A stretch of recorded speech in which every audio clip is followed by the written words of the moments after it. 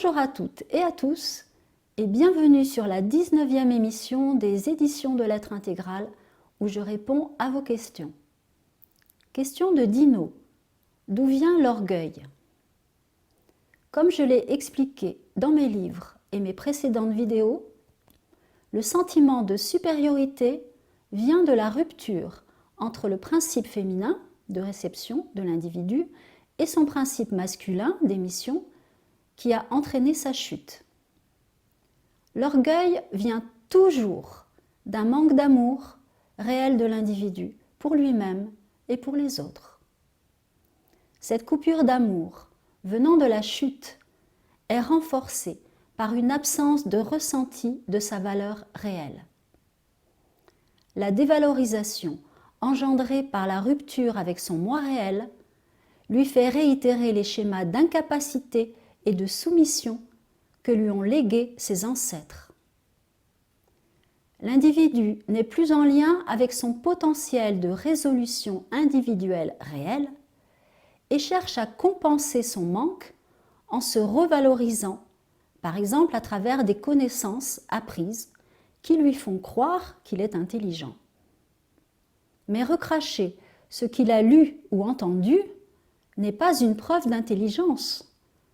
Cela ne lui donne pas le droit de se sentir supérieur aux autres.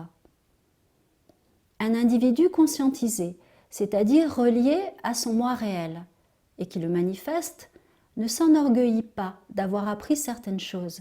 Et lorsqu'il découvre des informations, à partir de son propre savoir, il reste humble. Tant que l'individu a de l'orgueil, c'est qu'il veut être reconnu. Ce besoin vient d'un manque d'équilibre entre lui et le monde de la création, où se trouve son double cosmique, la Terre et sa partie pure, les autres et lui.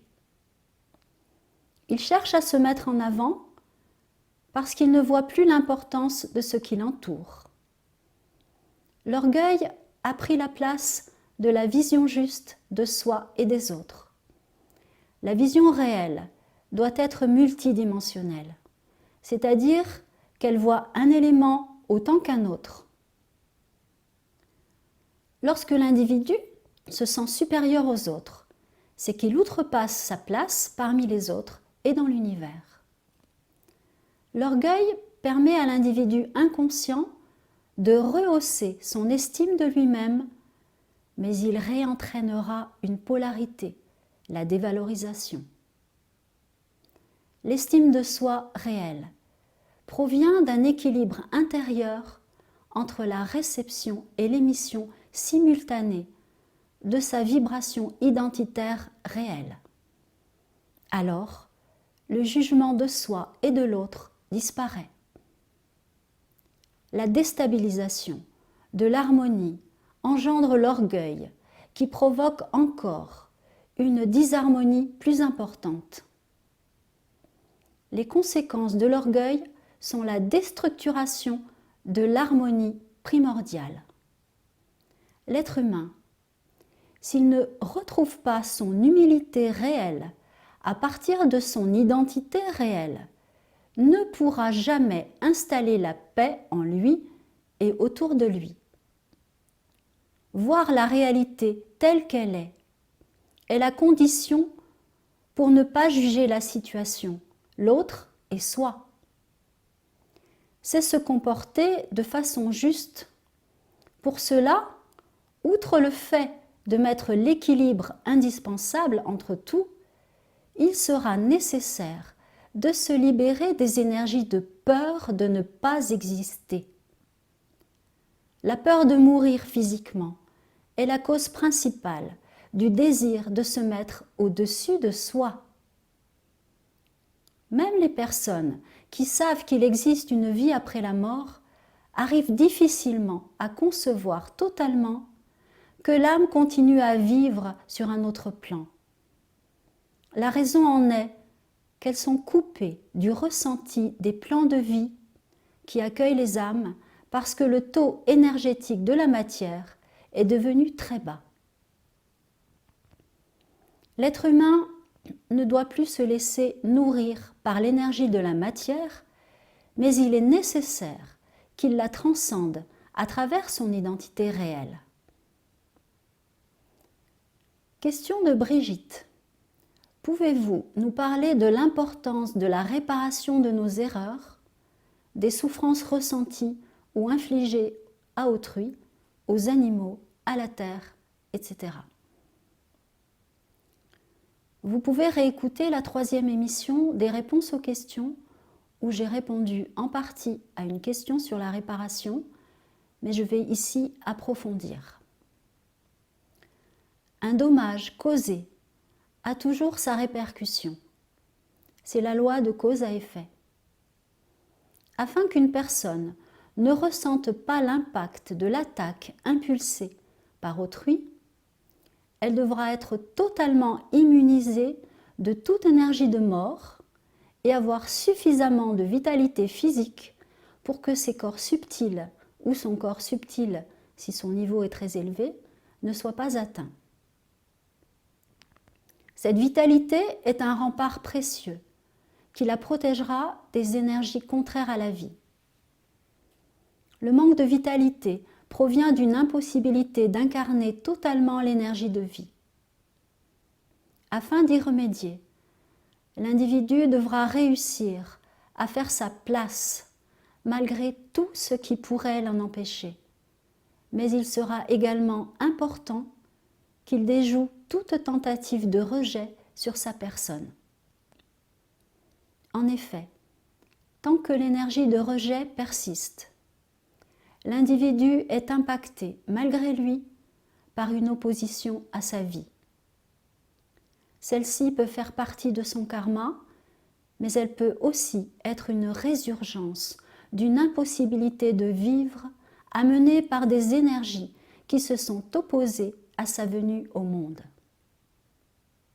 En effet, les personnes très évoluées portent en elles des structures particulières qui attirent leur contraire tant qu'elles sont empêchées de développer un respect absolu d'elles-mêmes pour pouvoir faire respecter leur territoire. Afin de parvenir à imposer ce respect, elles doivent détruire des structures énergétiques chez les personnes qui essaient de les atteindre, mais cette destruction risque d'effondrer celles-ci. Comme leur travail est d'éviter l'effondrement des autres, elles hésitent à le faire. Mais les énergies de destruction étant bien entrées chez beaucoup de gens, elles ont de moins en moins le choix. Par contre, lorsque l'individu parvient à garder la manifestation de sa fusion avec son double et son âme, s'il est hautement évolué, il est en mesure d'effacer les énergies néfastes qui l'approchent sans forcément détruire les structures énergétiques des agresseurs. Pour une personne en voie de conscientisation, se libérer d'un impact causé par autrui est difficile, tant qu'elle ne donne pas autant d'importance aux autres qu'à soi, au monde de la création, à la terre et à sa partie pure. C'est cet équilibre qui va lui permettre de sortir de l'impact dans un temps plus ou moins long, selon le degré de gravité du ou des dommages. Il sera nécessaire qu'elle se pose la question « Qu'est-ce que je porte en moi qui a attiré cet événement ?» et qu'elle mette l'intention de transmuter les énergies sources qui ont causé le désagrément. Si la personne émet de la colère envers son agresseur, elle renforce l'énergie d'attaque qui lui était adressée et subira encore la loi de cause à effet. Une énergie en entraîne une autre, de même nature, en retour. Elle attirera donc une autre colère de la même personne ou chez d'autres sur elle. Pour une personne reliée à son inconscient, subir une souffrance fait partie de son karma. Elle porte donc en elle une énergie karmique qui a provoqué la situation. Sa façon de réagir est déterminante. Soit elle s'effondre, soit elle prend la difficulté comme un tremplin qui lui permet de développer plus de force intérieure.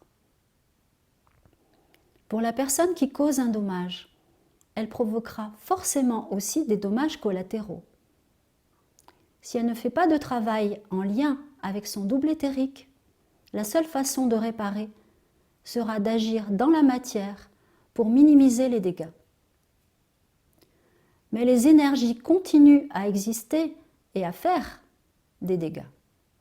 Une personne consciente de la loi de cause à effet et reliée à son double pourra en plus mettre l'intention profonde de réparer les dégâts en prononçant que les énergies qui ont causé les dégâts soient maintenant totalement transmutées en énergie de vie. La transmutation se fait lorsque le double se trouve dans le monde morontiel. Au-delà, les énergies sont effacées.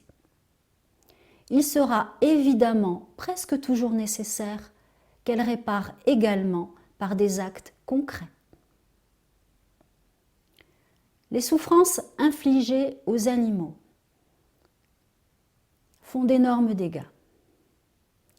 L'animal a été créé au départ pour soutenir l'être humain dans son émotion pure.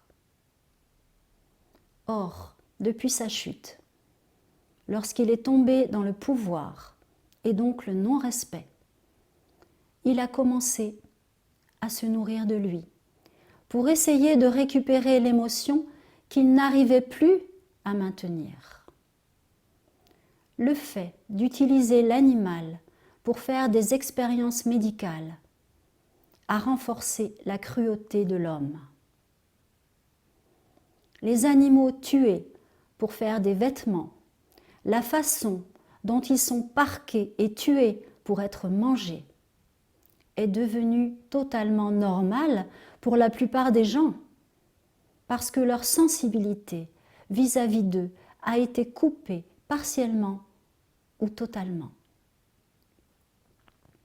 Il est nécessaire d'ouvrir les yeux sur ce que l'homme fait subir aux animaux. La réparation demandera des millénaires s'il ne prend pas conscience de ce qu'il fait, afin de retrouver sa sensibilité réelle. L'être humain devra accepter de s'être trompé, de s'être laissé manipuler par la soi-disant normalité et qu'il se pardonne. Les choses ne pourront jamais changer s'il ne le fait pas. S'avouer ses erreurs est la première étape pour pouvoir les réparer. Les dégâts sur la terre sont absolument colossaux. Le pillage de ses ressources pour le profit, l'absence totale du respect de ce qu'elle nous offre, les produits nocifs déversés dans le ciel et sur nos cultures, la soif de la posséder, etc., provoquent énergétiquement et matériellement un engrenage qui ne pourra s'arrêter tant que l'énergie de vie ne remplacera pas l'énergie de mort causée par le non-respect. Pour réparer ces dégâts, il est nécessaire de changer les structures énergétiques amenées par cette absence de respect et d'implanter le respect de la vie.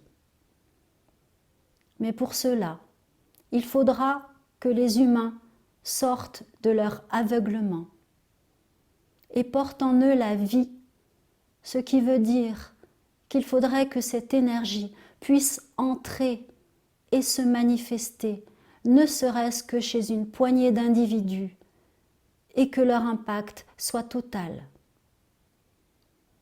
Depuis la destruction du monde astral, qui accueillait les âmes, beaucoup de gens restent malheureusement dans la croyance que ce monde existe encore.